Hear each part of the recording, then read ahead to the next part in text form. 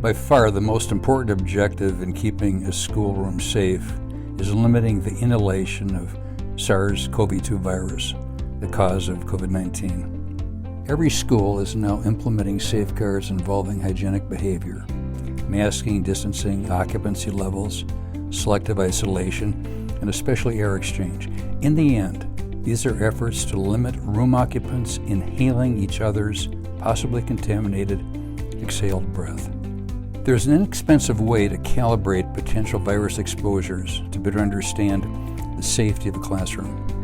This procedure is termed differential CO2 or DC02. Outside each school building, there are varying thresholds of carbon dioxide, CO2, in the atmosphere. CO2 isn't toxic or dangerous. It's an element we naturally inhale in small quantities and then we exhale in large quantities. So naturally, there's always a higher burden of CO2 inside the room than outside the building. The difference between the two is fundamental in determining the COVID-19 risk.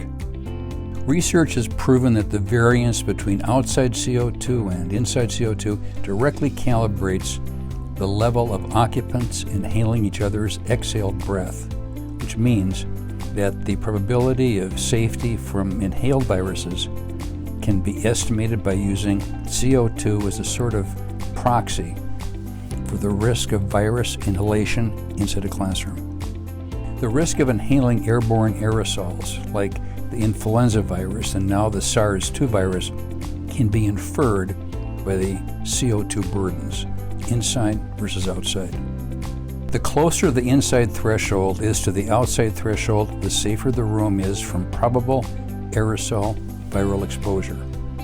If the DC02 information is gathered and interpreted correctly, the school will have responsible feedback on how well their safety approaches and hygiene controls are working.